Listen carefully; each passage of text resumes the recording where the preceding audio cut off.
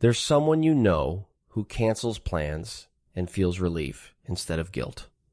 Someone who can read a room in 4 seconds flat, who is lying, who is hurting, who is about to speak, and then goes home alone, closes the door, and doesn't come out for 3 days. Most people call that antisocial. Some call it arrogance. A few quietly call it depression. Psychology calls it something else entirely. And once you hear it, you won't be able to unhear it. Because for the adult INFJ, isolation is almost never a symptom of something broken. It's the predictable output of a mind processing more than it was ever built to carry.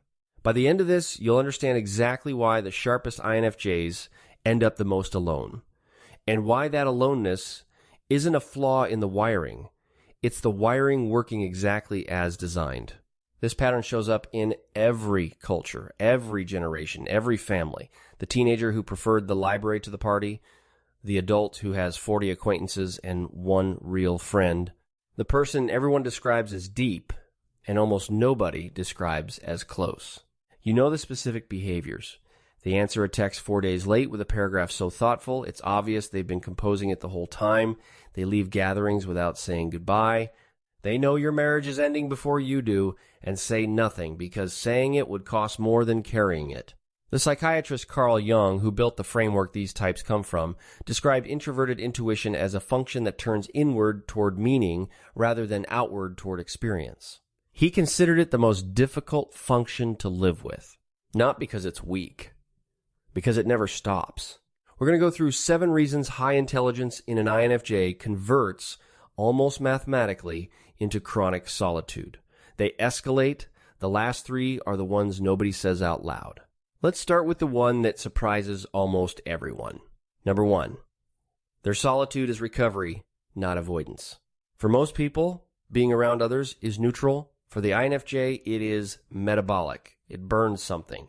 Dr. Elaine Aron's research on high sensitivity found that roughly 20% of people process sensory and emotional input more deeply at the neurological level.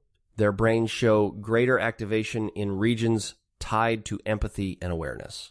The same conversation that costs an average person almost nothing costs them a measurable amount of energy because they're processing tone, subtext, microexpression, and history all at once. Withdrawal isn't a preference afterward. It's a refractory period. So when the INFJ in your life goes quiet after a good evening, understand what you're seeing. Not regret, not distance. A system running its cooldown so it can come back online intact. But recovery is just the surface. What's actually happening in that mind while everyone else is chatting? That's where it gets fascinating. Number 2, the pattern engine never powers down. An INFJ doesn't observe people, they model them. Jung called their dominant function introverted intuition, and the plainest way to explain it is this. The mind takes in fragments and automatically assembles them into a prediction, a pause before an answer, a gift given a week too late. A joke that lands slightly too hard, the conscious mind doesn't file those separately. It compiles them into a conclusion about where this person, this relationship, this situation is heading. The INFJ often knows the ending before the middle has happened. That process is involuntary. And it's expensive. Here's what that actually looks like from the inside. Someone asks how work is going, and while the INFJ answers, a second process is running underneath. Why did they ask that now? Something in their voice shifted. They're about to bring up something harder. So a dinner party isn't a dinner party. It's 9 simultaneous psychological assessments running in the background while they try to look like they're enjoying the bread. And nobody in that room can tell it's happening. That's the isolating part. The work is invisible. The exhaustion afterward is real, and there's no way to explain it that doesn't sound like an excuse. Now here's where it gets more complicated, because this is the part most people, including many INFJs, don't fully understand about themselves. Number 3, it isn't that they dislike people. It's a bandwidth mismatch. INFJs are not misanthropes. Most of them ache for connection more than the extroverts around them do. The problem is the exchange rate. Psychologist Mihai Csikszentmihalyi's work on flow describes the state where challenge and skill meet perfectly and attention becomes effortless. Deep conversation puts an intelligent INFJ in flow. Surface conversation does the opposite. It demands constant attention while offering almost nothing back. It's not boring. It's depleting in a way that boredom isn't. There's a practical test for this. Watch the same INFJ who lasted 40 minutes at a party talk to one person about grief or physics or what they're actually afraid of. 3 hours disappear. They walk away energized, not drained. Same person. Same night. Completely different cost. So they don't avoid people. They avoid the shallow end. And because most social life happens in the shallow end, avoiding it looks identical to avoiding everyone. And this next one, almost everyone in a relationship with an INFJ gets it completely wrong. Number 4, the withdrawal gets read as rejection or superiority.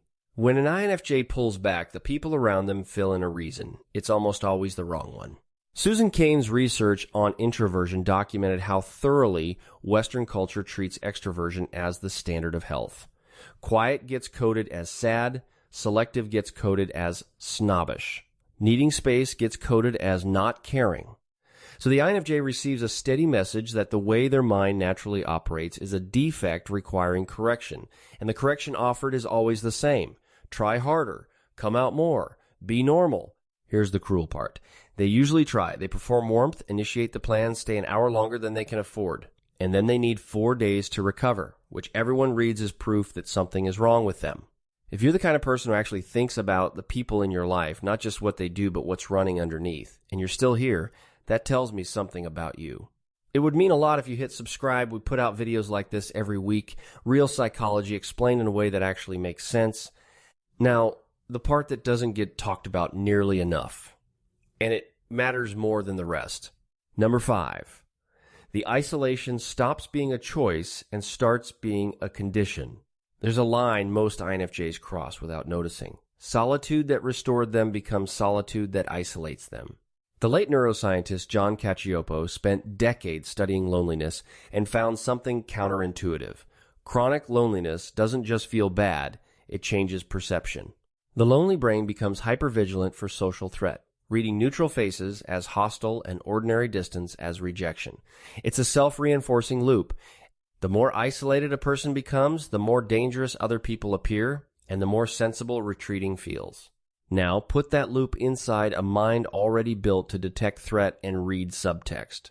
The INFJ doesn't just withdraw further. They construct an increasingly persuasive case for why withdrawing was correct. And they're intelligent enough to make that case airtight. That's the trap. The same processing power that makes them perceptive makes their isolation feel like a conclusion instead of a symptom. Cacioppo's research found that loneliness carries a mortality risk comparable to smoking. It affects sleep, immune function, and cardiovascular health. This is not a personality quirk with no consequences. The body keeps a running total. The warning sign is specific, and it's worth knowing. Not enjoying solitude. That's healthy. It's when reaching out starts to feel like more effort than staying gone on a day when nothing is actually wrong. That's the line. But this is the root underneath all of it. Number 6, most of them learn to read the room before they learn to speak in it. This pattern doesn't begin in adulthood. It begins around age 4. Developmental research, going back to John Bowlby's work on attachment, shows that children calibrate themselves to their environment. In a household where a parent's mood was unpredictable, or where the emotional weather changed without warning, a sensitive child develops early expertise in reading adults, not as a talent, as a safety system. They learn what a certain silence means, what the sound of a car door means. They become excellent at monitoring others and largely unpracticed at being known themselves. That child grows into an adult with extraordinary perception and almost no experience of being on the receiving end of it. So the isolation was never really about preferring their own company. It's that being seen was never modeled as safe, only useful. They learned to be the one who understands. Nobody taught them how to be the one who is understood. Which brings us to the last one. And honestly, the most important, number 7. The solitude was never the problem. The undirected solitude was. Here's the distinction that changes everything. There's isolation that happens to you, and there's solitude you choose and use. Jung called the process of becoming whole individuation. It requires real withdrawal from the crowd, because a person can't hear their own signal while matching everyone else's frequency. But he was clear that individuation is a return trip, not a departure. You go inward to find what's yours, then you bring it back. The withdrawal is a phase and a cycle. It was never meant to become the address. The healthy adult INFJ doesn't socialize more. They socialize deliberately. 2 or 3 relationships deep enough to justify the processing cost. Work that uses the pattern engine instead of wasting it on small talk. Solitude that has a purpose written on it. That's not a lonely life. That's a designed one. And it starts smaller than most people expect. One standing arrangement with one person who doesn't require performance. Not a resolution to be more social. A single relationship where the processing engine gets to run out loud instead of silently. So the next time you meet someone who cancels the plans, answers 4 days late, and seems to know things about you that you never said out loud, you know what you're actually looking at. You're looking at a mind that has been running full analysis on every room it's ever entered. Someone who withdrew because processing at that depth genuinely costs something. Someone who learned very early to understand everyone, and very late, if ever, that they were allowed to be understood back. They aren't broken, they aren't cold, they're carrying a level of perception that most people will never have to budget for. And the ones who learn to sit in the quiet with them, without asking them to be louder, are the ones who finally get let in. If you want to go deeper on what actually happens inside an INFJ's mind when they're alone, I put together a video on exactly that. It's right here when you're ready.